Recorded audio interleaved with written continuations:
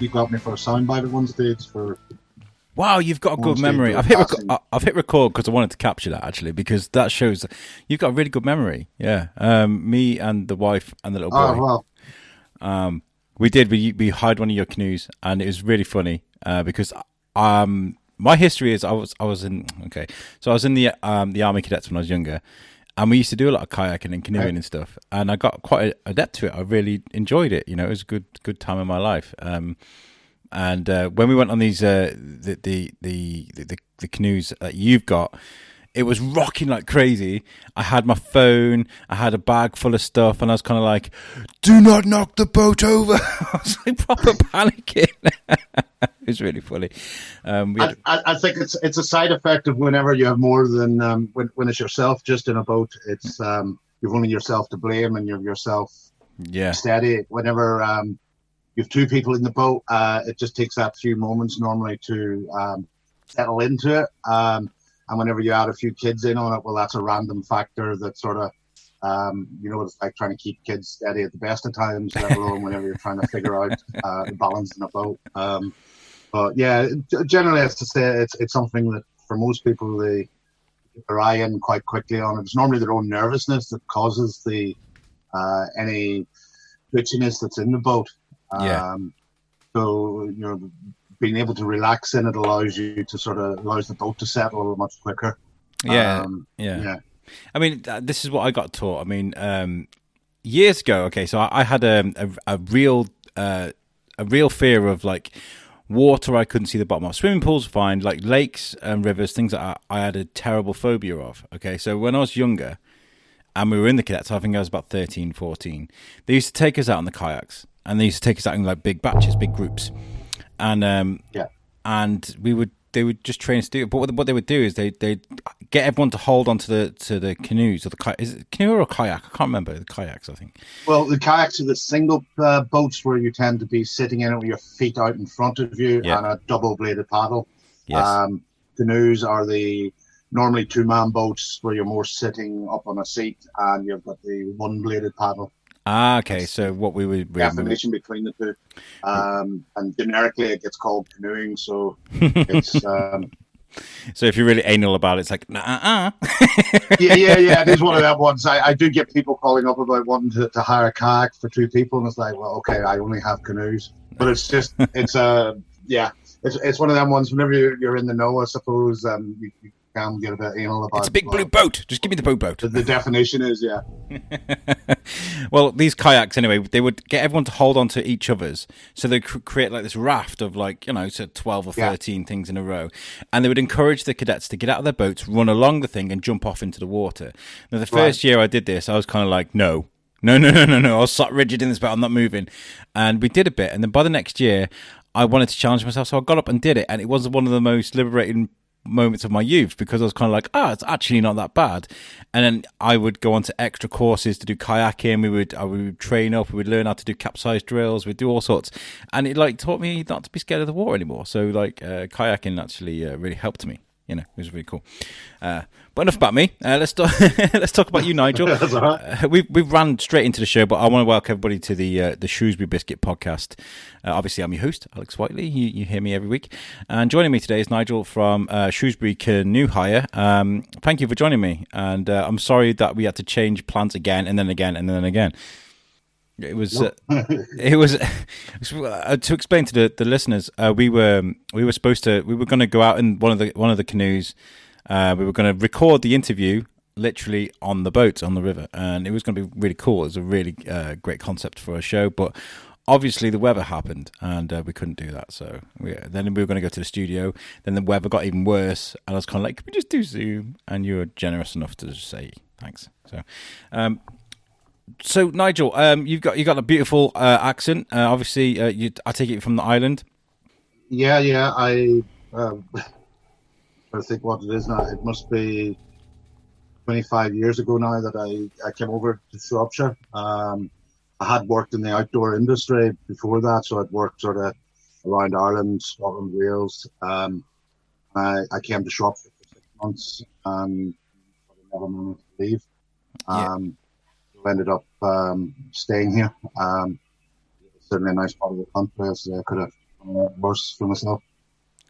Yeah, it does have that effect on you. A lot of people. Yeah, I often relate it to being Shropshire's to the rest of England as Canada is to America, so to speak. It's got a quietness about it that sort of close enough to the big lights without being anywhere near them at the same time.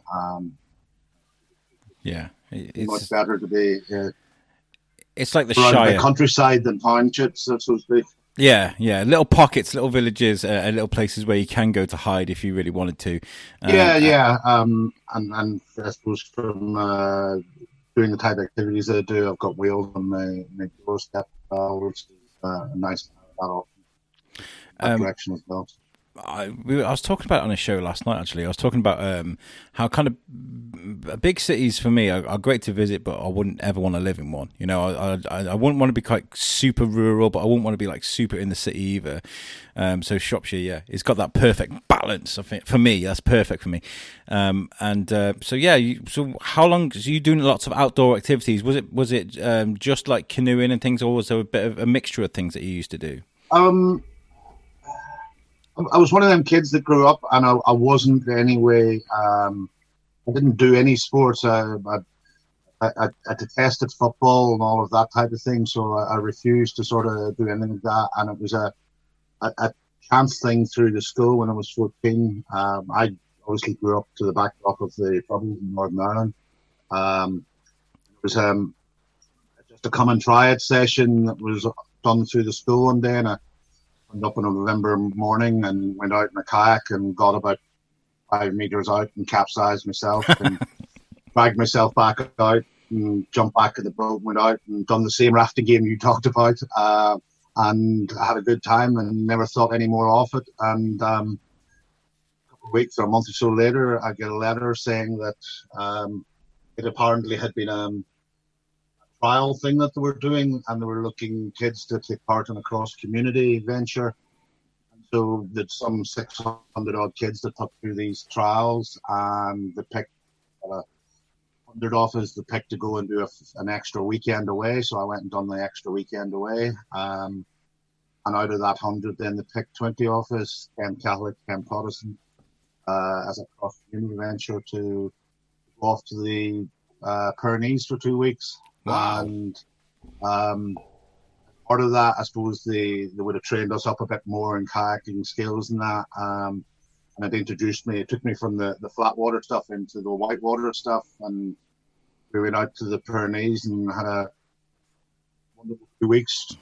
Both, it was as much the road. I think a week off it was the road trip there and back again, and a week out there. I think was the way it worked out, but it all feels like the one big adventure. And I came back from that, and I joined the local canoe club, and the local canoe club was very much about filling you up and getting you qualified, and then letting you or making you train the next batch that comes up. So I very quickly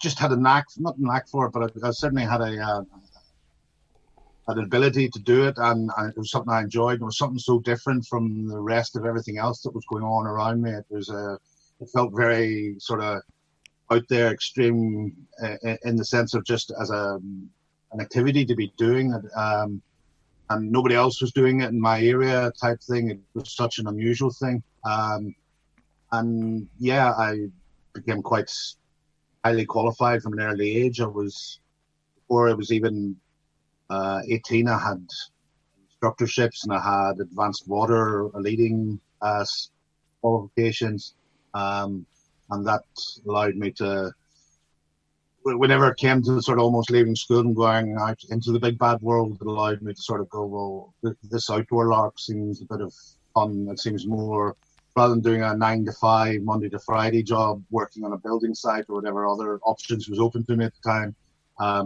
the idea of being out doing adventurous activities and working with groups was much more appealing. So that's pretty much what I went and done from the moment I turned 18. And I, as I say, I ended up took me around the country working in different centres. And although I did dabble into everything from rock climbing, hill walking, mountain biking stuff, canoeing was the only one thing that ever stuck with me, that I always kept following the path of, so to speak, and kept continually improving on doing different qualifications. And as we talked earlier about, the fact that yes, there's kayaking, but I also, as I say, now I'm as equally as highly qualified in canoeing. I've done quite a bit of sea kayaking in my time.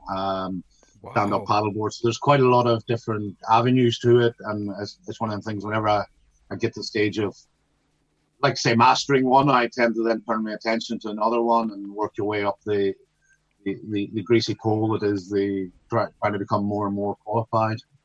Sounds amazing. Never seems to be never ending, but it's all these like action style adventures and these sports that you take part in. It must make life real dull, because they're really exciting things to do, like going to the post office, going to the supermarket, these sort of things. Like, I can just imagine, like, because you do all these things, wow, I think it's fantastic. It can be. I mean, I think it's like anything you do in life that if you're doing it all the time, it's not to say it becomes mundane, but it's sort of it's the norm for you. So these days, I say I spend half my life running the canoe hire, spend the winter half of the year doing working as a coach. So my winter season tends to be doing things from rescue courses on white water, where I spend a couple of days sort of chest deep in cold frigid water, teaching people how to stay safe, how to rescue themselves, how to rescue other people, how to rescue boats, equipment, how to generally stay safe in the water whenever they're out doing their sport for themselves. Again, coaching qualifications, personal skill qualifications, where you're teaching people how to become better at what it is they've chosen to do. So yeah, it's one of them things that it's a varied life in that sense. You're always meeting new people. But I suppose if I'm doing what I'm doing right, it should be well within a safety confines of perceived risk to somebody looking on is high, but the risk of doing it whilst you're there is low. It's fantastic. But I mean, like, there's what you've described to me is like 3 different tiers of what I would call fear, right? Because when you're learning to use a canoe or a kayak, whatever it is, you've got to get over the fear that you're going to come into any danger. And then when you come to the point where you are training other people, or letting other people taking like groups out into the water, you'll fear that they're going to be in trouble. You've got to look after them and make sure they're okay. And now the third tier, right, the way I'm describing it, is now you're teaching people how to save lives as well. And so, like, you've gone from one step to another. How do you get over those fears? I mean, it might not be like a normal fear for you, because you seem like you're like, let's just do this, But for a normal person, it must be quite difficult. You do end up having to manage people's fears. I suppose whenever you're taking, whether it's the beginner that's in the water, or whether it's somebody that's doing white water, where they come to a drop or something, and they're afraid that they can't do it. It's about managing risk, I suppose. It's about being able to identify where the risk or the dangers are. From a beginner's point of view, you're able to reassure them that, look, I'm going to be right here beside you. If anything goes wrong, I can hand you back up within a couple of seconds. The normal response from them is, oh, but that's going to feel like a lifetime under the water. And it's like, yeah, but you can hold your breath for 10 seconds. Well, I'm going to be there and have you up in 2. And it's about reassuring them that way. Again, whenever you take it to the other extreme, where people are sitting up at a drop, and for whatever reason they're deciding they're unable to do it, or they're not feeling they want to do it, it's a softly approach towards them. You've got to get them to sort of. It's no good forcing somebody into it, because if it all goes wrong, it then just reinforces the fear that they've got. A lot of time in sort of any canoeing sport, doing battle with head games of sort of, I'm not feeling as if I can do this today. One of the simple ways of dealing with that is, well, how many times have you done it before? Oh, I've done it loads of times. Well, many times does something go wrong? Well, very rarely, not at all. Right. So, the fear, you're trying to make the fear being a bit irrational, which I suppose most fears can be irrational in that sense. And again, if you're able to highlight the way that you've minimized the risk, again, in a whitewater environment, if we're doing something that's difficult, you would normally have safety set up down the river. So we've got a person there with a throw bag to rescue if something happened there. There's somebody there ready to help you there. Sometimes it'd be a case of, follow the leader, as in you just stick behind me and follow my line down, and they'll follow behind you. And again, it's that repetition of actions of the more times that they do something, the more times that they do something successfully. Reduces the fear factor in it, in the sense of, well, actually, I can do this. I've done this before. And many a person has sort of come from being a fearful person and having anxieties about it to now they're 3, 4, 5 years down the line, they're now a whitewater leader in their own right, and now they're in the position, they're leading the people down, and they're having to do the soft talk, somebody to get them to do something that they feel within their within their ability. It's, again, I suppose that's one of the things, has been a leader in these things. It's been able to assess what somebody's ability is. No point sending a beginner down white water. The outcome is inevitable in that sense. But if somebody's gone through steps of stuff, they will have the skills and ability to do stuff. So I was just talking about leadership with my wife. Actually, we were just having this just random conversation, and I was like, a leader is a guy that can walk into a house that's on fire and be calm. I was just kind of like, they know what to do. They know what, I know. I did an interview a few weeks ago, and we were talking about the fight or flight reaction. I'd set up a Zoom interview for the wrong time because I got the coasts on America mixed up, right? So she's sitting there waiting. I thought it was meant to be like 3 hours ahead, and I'm like, oh my god, I panicked, right? And where I'm sat right now, I've got my laptop, my webcam, my mics and stuff and bits here.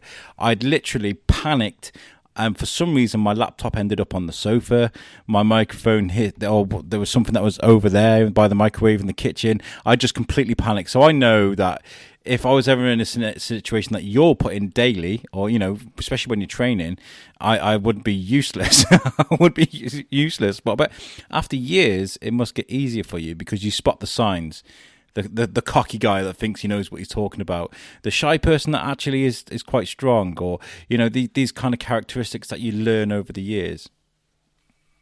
Yeah, I mean, it is that case. I mean, I think one of the lessons I remember getting early on in my career, and I still use it to this day, is where you're faced with a scenario that's just completely out of what. When I'm on the river, I know what to expect. I've seen most of it before, so you know where somebody's going to go over that. You know where somebody's going to have trouble at, and you've already planned for that. You've already set up ways to do it. It's the things that happen that you don't expect. The one that springs to mind is that we were paddling down a river in North Wales on the Lower Twyern one day, and heard this crash noise to our right. And as we looked across, we saw a gap in the field, and we saw a car coming to the rest in the field on its side. And basically the person had driven off the road through the ditch and landed in the field. Now, you wouldn't have seen it other than they heard the noise that got our attention to it, and people on the road hadn't noticed it because they were still driving past. And it was just pure luck that we happened to be in the right place at the right time. And we've obviously pulled up our boats and we've gone up to this car, and it's on its side, and the bottom of it, or the underside of the car, is facing us. And I still remember at the point where it got to the front of the bonnet of the car to sort of look in to see what.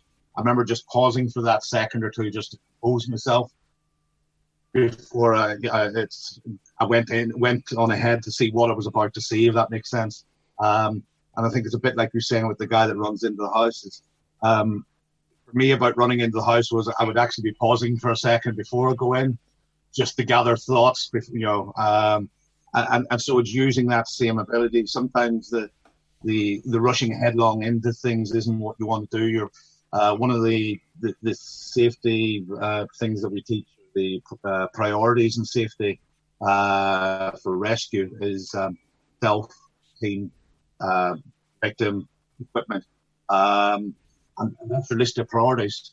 And so whatever happens in front of you, the first thing that goes in your mind is self. Am I safe?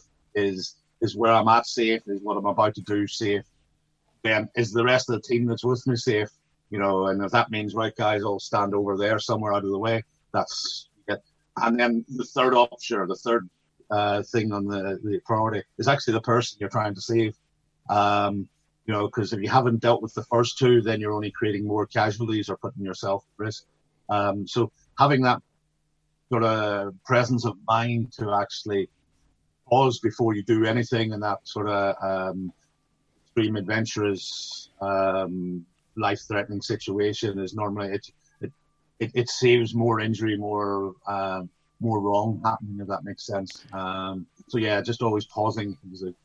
So the hero that goes rushing into the fire to save the baby isn't as selfless as you think. Self was first on the list, actually. Well, you know, by pausing and thinking about himself, he might think of grabbing a fire blanket.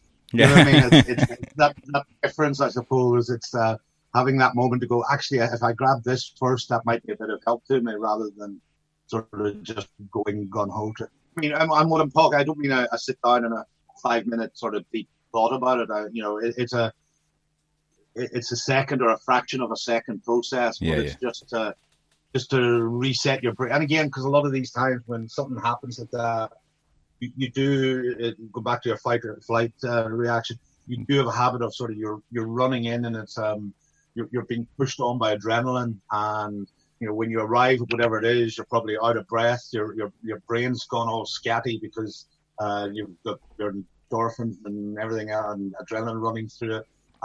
So having that sort of little pause just allows you to reset yourself, physically and mentally, before you have to deal with whatever it is you deal with. And have you had many situations like that with you know, groups you've taken out as a, you know, been situations where you've had to really just like bam, you know, be that person?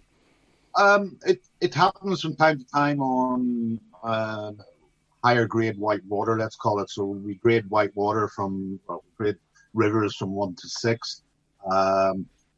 Grade 1 would be the River Severn, so you've got very little, no flow going through it. Grade 2, you're starting to get some ripples, some rapids and stuff in it. Grade 3, you're starting to get little drops and boulders and stuff. You have to your path through it. Once you get into grade 4, it's sort of it's starting to get a bit more full on of itself, and you've got bigger consequences. So it's the consequences of what will happen if something goes wrong. It is quite grade 5. You know, it's very difficult to see what a line would be, but messing it up would have quite severe consequences to you. And well, I was always brought up that grade 6 was sort of unrunnable in that context. So Conway Falls and stuff like that would actually be a grade 6. You know, Berry Glen would be a grade 5. Something like, depending on the river level, I suppose the Town Falls in Nottingham would be maybe between a grade 3 and grade 4, as I say, on levels. Something like Jackfield Rapid would be a grade 2 type thing. So a grade 5, say a grade 5 rapid or waters. Is it safe to say that it's not always down to common sense to get yourself from A to B? Because sometimes it's unpredictable, right? Oh, very much so. I mean, it's your for most people that sort of paddle white water, they're happy paddling grade 3 environment. Somebody that's pushing themselves on, regards themselves as being very good, they're going to be paddling maybe in a grade 4 environment. You'd have to be sort of you would have to, if you're quite good on your best day, you'd maybe consider something with grade 5, or exceptional paddlers would paddle grade 5. But again, that would be a very only people at the very top of their game, the sort of Premier League of whitewater paddlers would be contemplating doing grade 5. So for your average sort of person, for your club paddler, for your person, the boats you all see going towards North Wales on a rainy weekend along the road, they're normally going for that grade 3, maybe a little bit of 4 summer. So they might be doing a river that's mostly grade 3, and it might have a grade 4 drop in it somewhere, where they'll see when they get there whether they feel they're up to doing the drop that day, or whether they might just walk around it. And again, that is always the option, is if you're not feeling the love for it on the day, is always to pull out your boat, walk around it and put it back in below it. It's fascinating. It's fascinating because, you know what, I do think about things like this quite a lot because of my youth, because of the things we used to go out quite a lot, you know, and we used to mess about a lot, you know. We used to play gladiators, you know. You get two kayaks where you have someone standing on the two, and then you get the paddles and you try and push the other person off, you know. We used to have fun. But like, one of my favorite films growing up was Without a Paddle. It's got Matthew Lillard, Seth Green, and it's about a group of guys that want to go on a kayak trip across America and find this treasure. And because of that film, I was always like, I would love to do that. I would love to go on some I don't know, some kayak adventure for a few days and just, you know, pull up the boats with some tents and then go back out again. I thought that would be amazing, but you know, it's finding the opportunity to do that in the UK, I suppose. Well, it's you say that. I mean, one is we've got that very thing on our doorstep with the River Severn itself. It's a paddleable area of it is about 120 miles from Kilkee down to Gloucester itself. I quite often run what I call a Severn challenge, going down it and drop people off, and they basically spend 5 or 7 days traveling down. For most people, they're hitting campsites on the way down. There's not that many, but there's enough to be able to do a decent distance every day and hit a campsite. For others that want to live on the more wild side, there's always the option of wild camping. That comes obviously with the hazards of a landowner obviously moving you on at any time. So get off my property. Yeah. So I mean, you have got that adventure on your own doorstep, and for the Severn's a very undeveloped river. When you look at rivers like the Wye, where it's got, I don't know, 80 maybe odd hire companies down it. On a summer's day, at times you could almost walk the length of the River Wye on top of boats. There's that many. The Severn's just that way populated. There's only a handful of providers that operate on it, and many of the time I've sent people down the length of the Severn, and what they've turned around and said at the end is, never saw another boat for the entire week. And because you have such these big gaps between the towns, and because it's so much countryside between Shrewsbury and Ironbridge, Bridge North, Bridgeport down to Bewdley, and a lot of the time the river meanders out into the countryside before it comes back in towards the town. So you only ever see people every day or so, if that's the way of putting it, and so you can find that sort of almost solitude even in something that flows through the heart of England in that sense. I would love that. I would absolutely love to do something like that. Wow. So do you offer that as a package for people then? Yeah. I mean, there's a lot of people that would have their own boats that would look to do it, but their biggest problem is the logistics of when you get to the end, how do you get back to the start? So it was actually born out of had a lot of people contacting me going, well, nobody will hire me a boat for the week, or nobody will do the logistics. And when I sat down and looked at it, I went, well, it's, you know, I can park the car for a week and I can easily bring them to the start, and I can easily go down and pick them up again. And ended up sort of wrecking all the campsites on the way down and creating that list of campsites, and in doing so created a sort of my own little guide to the river, what they can expect every day as they go through the different parts, because the river is very much ever changing. It goes from wild into more agricultural, into wooded valleys, into, you go through obviously Ironbridge where you've got all the history there. Start going through Bridge North, Bewdley, Starport, again it changes again into more of a riverside touristy thing, and then in the lower reaches, then you're sharing this bigger, wider river with a lot of sort of cruise type, or like cabin cruiser type things that are both on hire and private. So it's always changing that way. And down to even risk. It's I suppose going back to our risk assessment thing of how do you. For a lot of people, things like map reading can be an issue, even though there's only one direction you really head in. But it was always the how do you find them if there was a problem. So I've got little trackers I can track the boats with, so that if they have an emergency or something, I'm easily able to see where they're at on the river, and I'm able to gauge them how well they're doing getting down the river over the week, because you have environmental factors like the wind and rain and stuff that can always affect them. The headwind for a day or two, well, they're not going to make as much distance, so maybe we need to look at changing the pickup point at the end of the week for them. So all these things sort of come into play. That it was again, you being the leader, coming up with these contingencies. It must be exciting for you. I mean, a problem. I mean, I enjoy these sort of challenges. You've got a group of people on the river. You've got to make sure they're okay. Here's what we got to do. This is all you've explained here. I love that. It's fantastic. Yeah, it's I think anybody that knows me knows that I hate risk assessing in the context of having to write down risk assessments.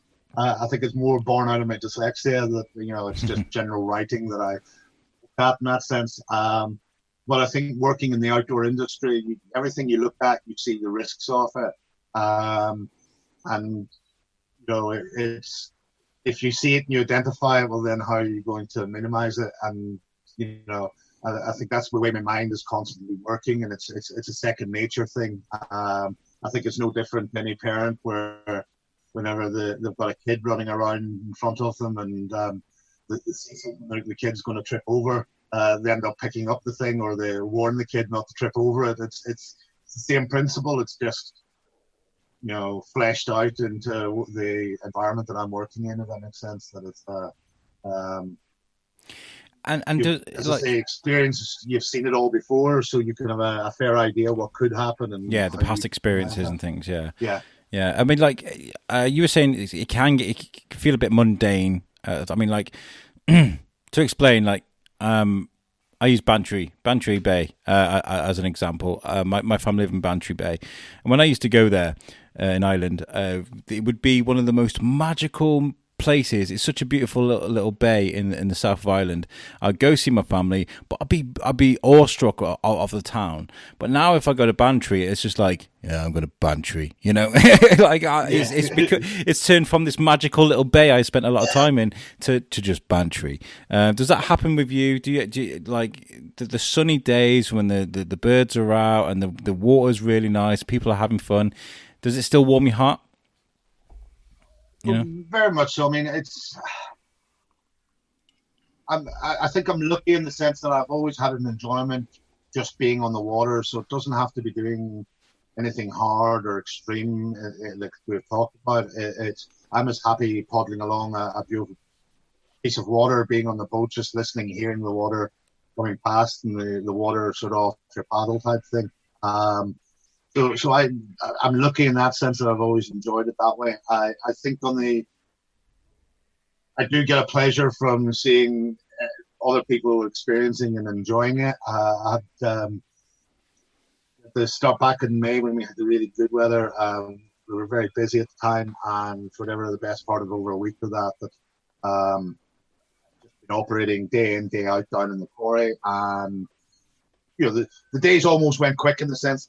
So it's one of the ones when you're that busy, you don't have time to think about what's going on, and you sort of the days went quick enough in that sense. But one day anyway, I managed to quite enough, and I just left a couple of members of staff there, and I'd gone to do something. I ended up travelling up the vehicle up out the Ellesmere Road, and I was able to pull over on the side of the road where I had a load of my boats going past at the time.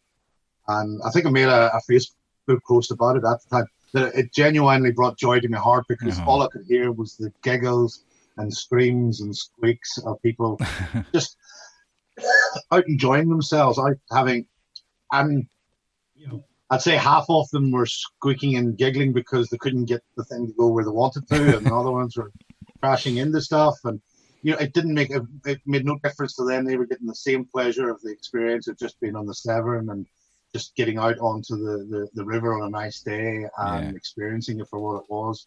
And as I say, it was a very I heard the squeaks of joy long before I sort of set eyes on who was doing it, and you heard it because of like a couple hundred meters upstream and downstream that I could see, and you could hear it from all angles, so to speak. It was coming from different directions all the time, so it was a lovely experience that time. I say it's something I don't often get the chance to experience because I'm based down in the Quarry, so I see them at the start and they head off a wee bit tentative. And it's not. I guess it must be nice. I guess it must be nice for you to just sit there and be like, "I made this. This is happening because of me." Yeah, I mean, again, it's one of them questions I often get from people: do you need to be experienced? And the reality is, no, you don't, because and I'd say 90% of the people I send out have never been out in a boat before, and so you're actually making this more accessible to them. You're making the river accessible to them. You're making the sport itself of canoeing accessible to them. And they're able to go out, and like yourself, they'll have various degrees of sort of enjoyment at the start, depending on how nervous they are. But I think as a general rule, by the time they come back, they've always got big smiles on their faces. They've always enjoyed it, and they've always quickly sort of got their head around what they're doing, and have achieved or got whatever they wanted out of it. And as I say, it's normally simply just enjoyment and fun, and that tends to be what the overwhelming experience is. It did a weird thing to me because my wife, who's sat here right now, I was like, yeah, I did a lot of kayaking and canoeing when I was younger. I was like, I know what I'm doing. It's fine. Don't worry about it. We'll be absolutely fine. It was me going, stop moving. What are you doing? You're rocking the boat, because I was worried about the kid and the phones and stuff like that. Because it did a weird thing to me. It made me flip on my head. We were talking earlier about the cocky guy who thinks he knows what he's doing and all of a sudden clams up when he's on the boat. That was me. That was weird for me. It was a strange experience. Yeah. I get a lot of the I know what I'm doing, and I know without even asking that I know what I'm doing translates into I spent 15 minutes in a boat when I was 14 at Arthog. It's you take it with a pinch of salt, and we've got briefings we need to do, which covers everybody. But in the world I live in, knowing what you do is I have a different level of knowing what I'm doing rather than what they think they know what they're doing. And it's very, very seldom that I genuinely have somebody that knows what they're doing. Yeah.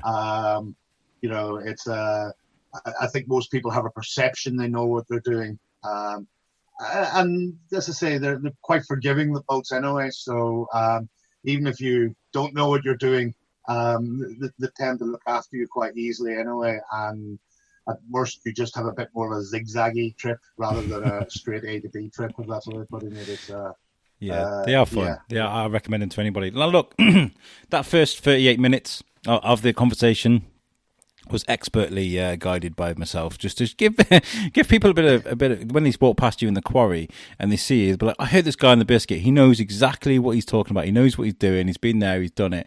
And they might come and see you, which I do absolutely recommend. But when did you guys start? When did your company begin in the Quarry? There. It was, I think it's 5 years ago now. This is our 5th year in it. We started 2015, was it? 2015, I think we started. 2016 would have been our first full proper season at it. It almost feels like a long time ago. A lifetime ago, it can be. I think people always see us more on the hot, busy days rather than the days like this. Yeah. So depending on how the summer season is, weather-wise, kind of a big sort of effect on us that way. Yeah.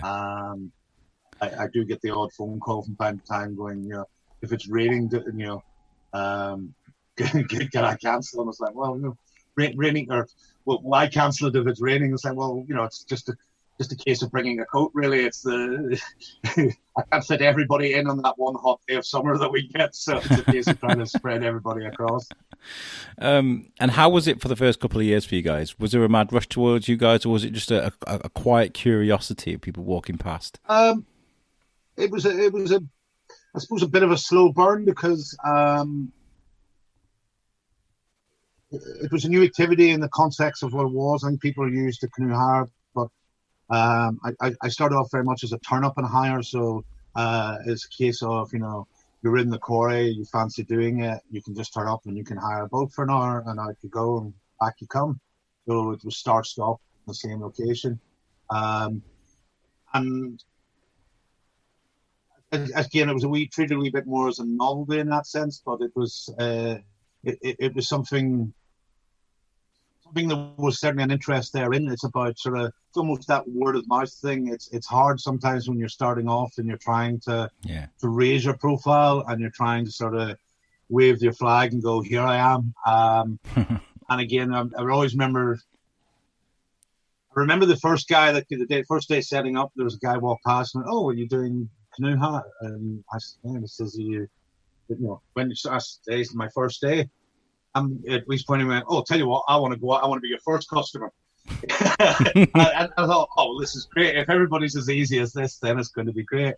But what the overwhelming response tends to be one of, "Oh, this is a great idea. I'll come back when it's a nicer day."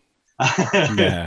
So it's as I say, you trying to fit everybody in that nice day is just next to near impossible. So it's trying to have that spread out over the season, so to speak, rather than them couple of nice days that we do get. And it's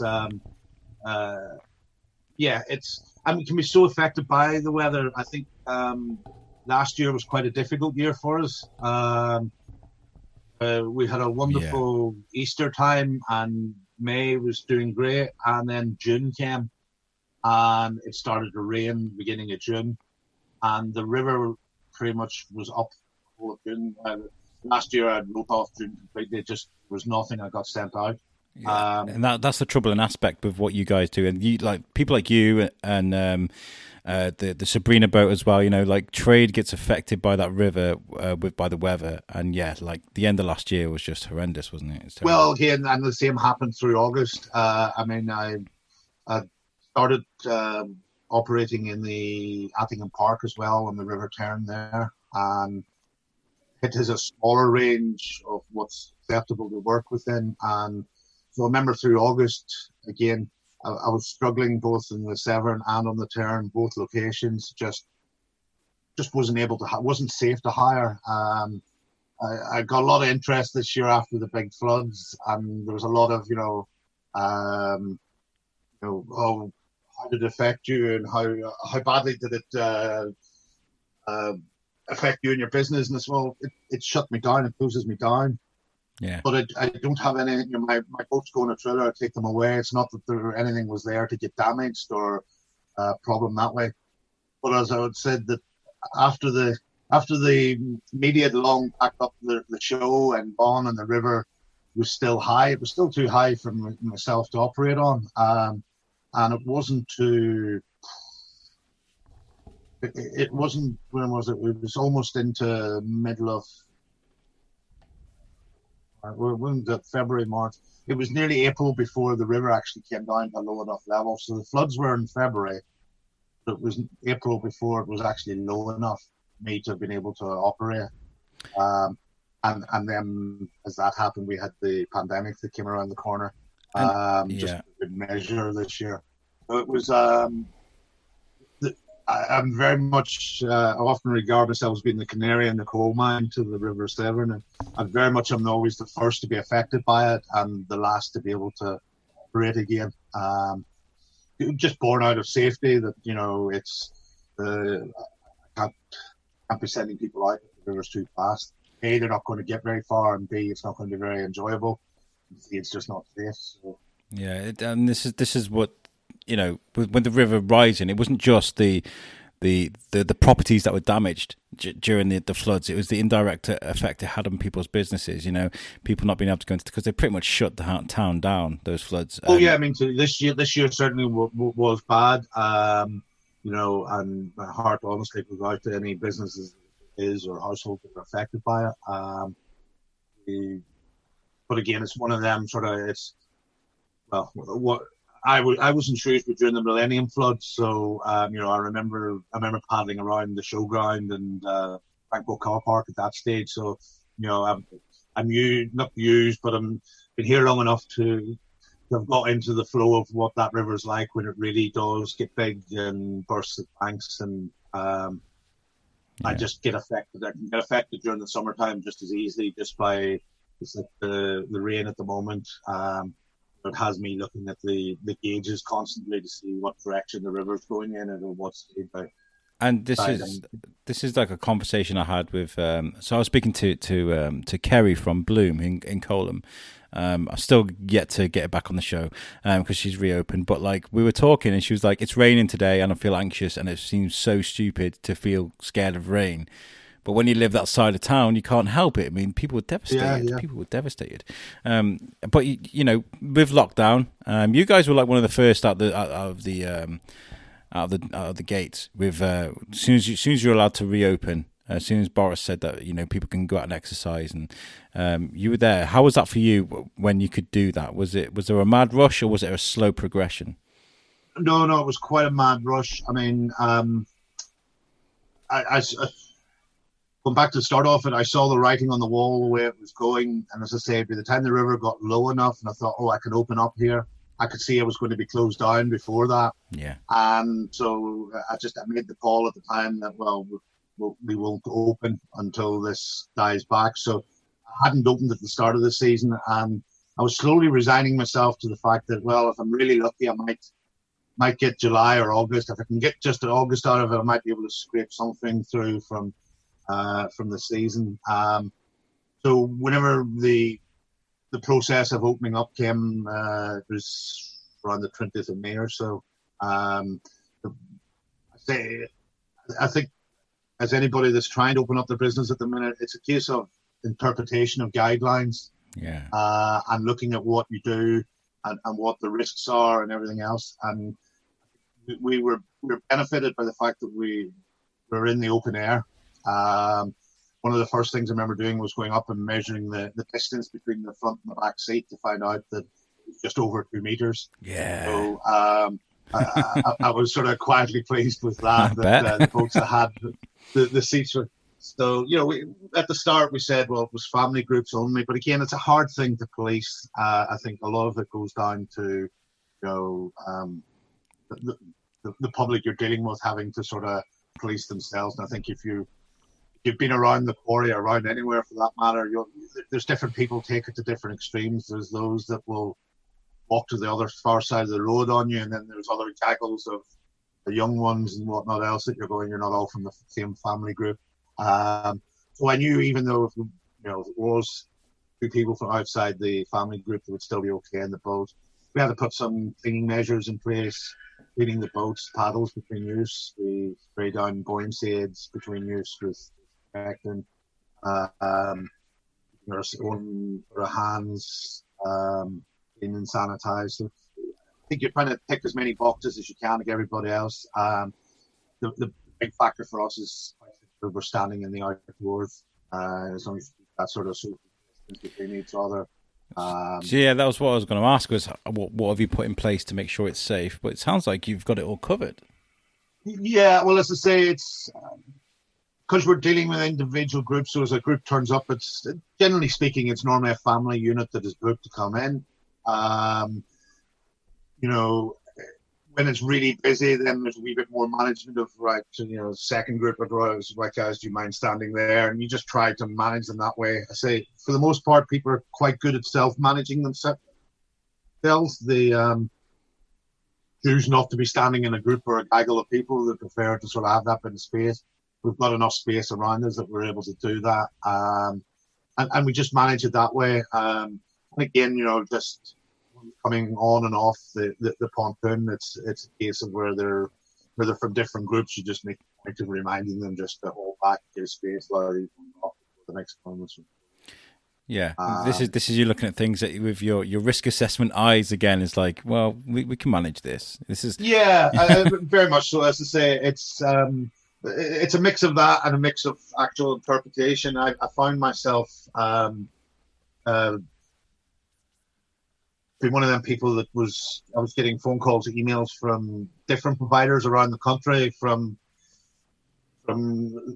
down south to over Norfolk direction, to even ones in Northern Ireland getting contact, in Scotland getting contact with me because the new ad opened, and they were like, "Well, how have you managed to do this?"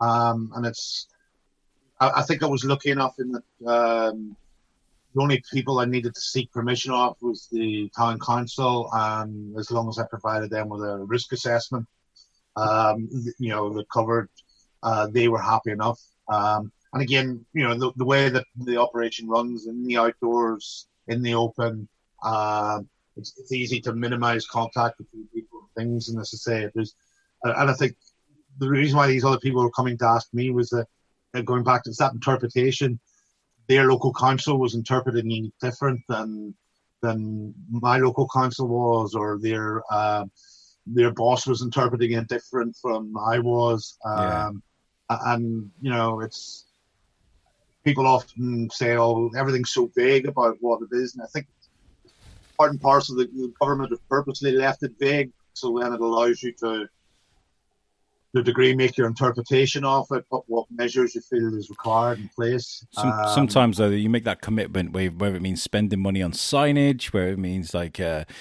fuel to get the boats out, all that effort, and then all of a sudden the council be like, "No, what do you think you're doing?" Yeah. Well, I think once things like the council had started the little coffee shop and that was opened, once they were allowing people to start to sort of do business again, I was happy enough knowing that, well, if they're able to do it, I'm able to do it. It's not and did you speak to other providers in Shrewsbury? Because I know there's like Hire a Canoe. There's obviously Sabrina was affected badly. Did you guys get together? Do you guys speak to each other about what you're going to do? I would have been in more contact with. I made my own decision on my own grounds. I have, and I work quite closely with Dilwyn from the Sabrina. He was more affected by it than me because of the enclosed nature of the Sabrina, the food and drink aspect of it. So I would have been in contact with Dylan at the time, and certainly felt it from his point of view where he wasn't able to open, and he was looking at me sort of, help. It wasn't enviously he was looking at me, but as he would always reinforce, he was glad to see that I was being busy. And I think he's seen me enough times when I wasn't busy in the opening years, where many a day I stood there and wasn't busy. He was happy to see me busy in that sense. But I was certainly, because we work quite close together on the river. We also were are on the river festival together. So he certainly knows that throughout the year. He certainly knows to look out for your boats, because when we were out there, the Sabrina came past us and we're like, move.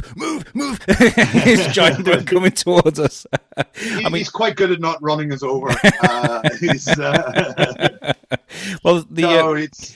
I thought I'd add, like, the Sabrina boat is open again now. You can have a look on their website and take a look. They've socially distanced things out there, so you can go out on the Sabrina now. So make sure you check that out if that's what you're. Yeah, it's been quite nice. It felt actually lonely on the river without it, believe it or not. Although it was one of the items we always brief about.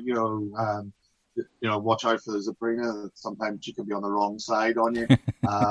At the same time, it didn't feel right not to have her passing every hour, and again, go on with all the captains. So whichever captain happens to be on it, you almost know which captain it is, because we always hear the same little bit of the spill as they're coming back up the river. As I say, we only ever know the one little snippet of whichever captain talk they're doing.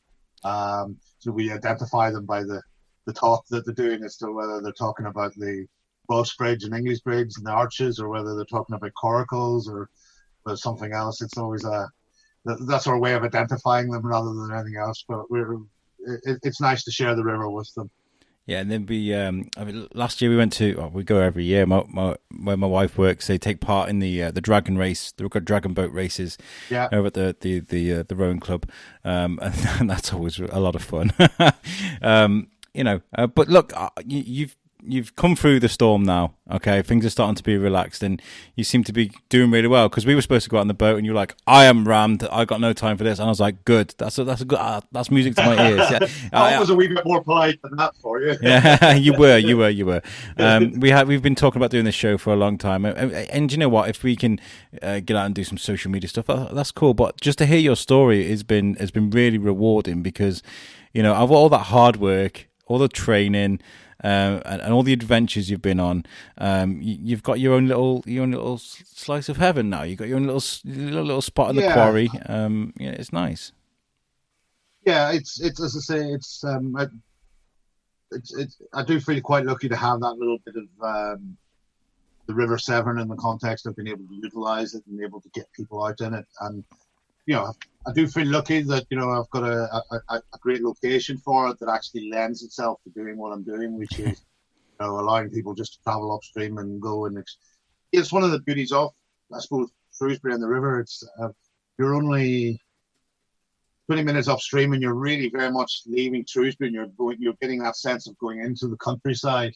So it's you don't have any big slogs to do. You can quite quickly nip into the countryside, experience, enjoy it for what it is, and you can return back again to the start point. And it's always a swifter journey back, it's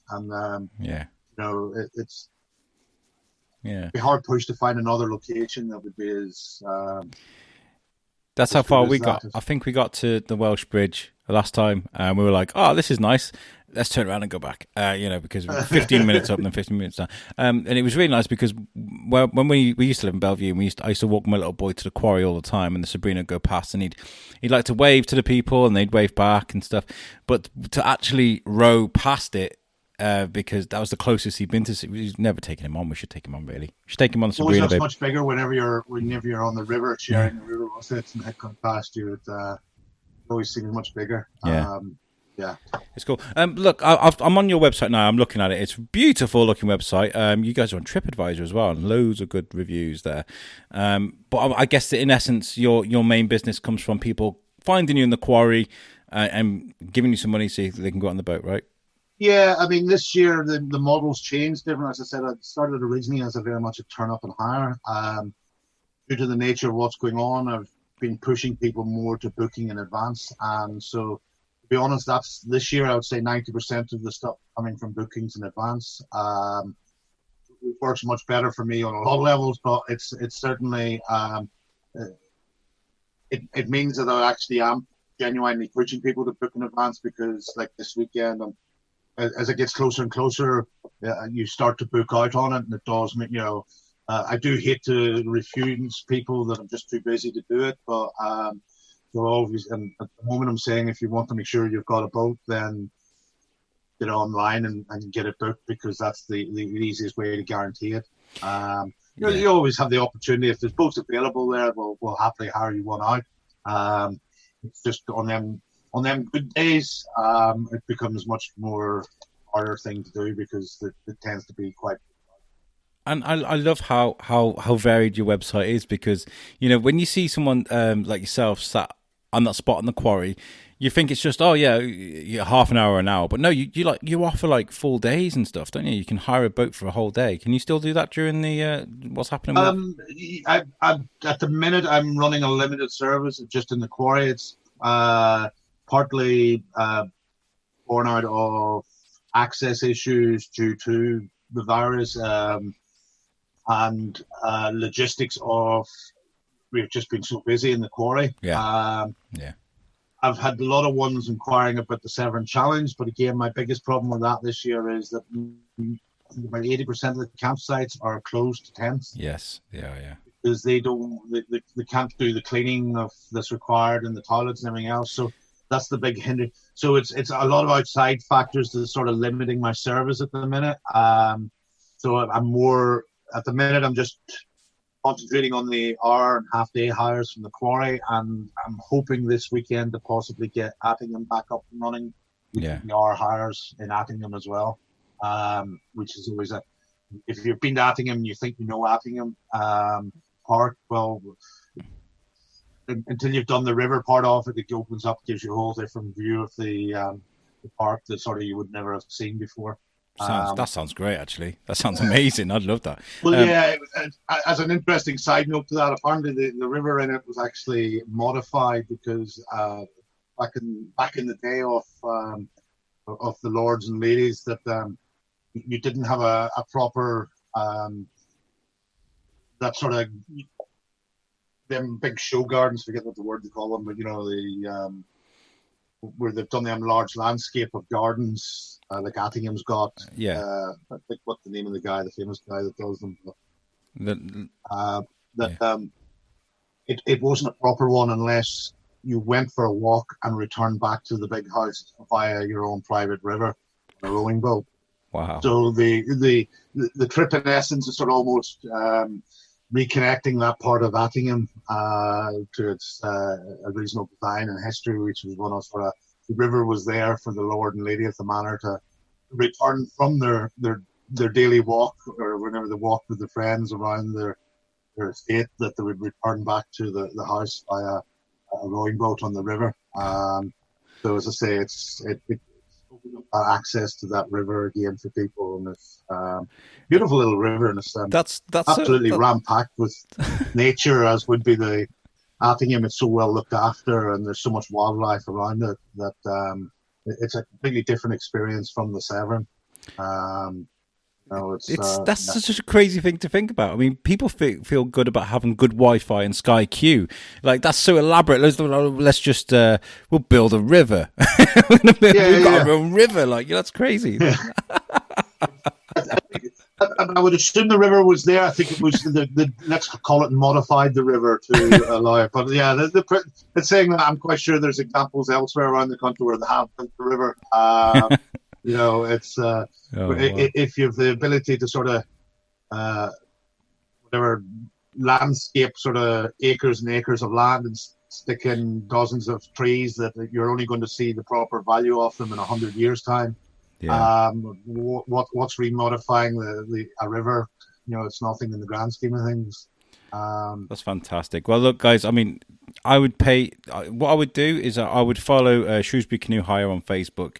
I guess that's where you keep up to date with what's going on, when things going to open up a bit more for you guys with Attingham. Yeah, very much so. Yeah, so listeners, make sure you give them a follow and give them some support as well, because Nigel's he's done it, man. He's been out there and done it. He knows exactly. He knows what he's taught. You're in safe hands. That's the best way of putting it.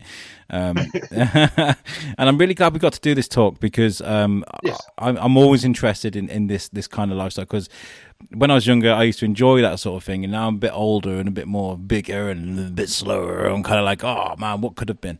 So it's nice to talk about that sort of thing. Thank you very much for joining me. The website for Shropshire Canoe Hire is shrewsburycanoehire.co.uk. Make sure you give that a look and book. You're saying book, yeah, rather than turn up. Yeah, I advise booking certainly at the moment. It's high season, so booking's always advised. And if you've never done it before, and if you're scared, go. Try it seriously, because I got to say, I mean, you're not going to be able to run along a row of 12 boats and jump off into the river like I did, but you're still going to feel liberated when you've been on a boat. You didn't die, you came back safely, and you had a good time. You'll feel really good about it. So I encourage people to try it. Thank you very much for joining me, Nigel. I've really enjoyed chatting to you. Thanks for having me.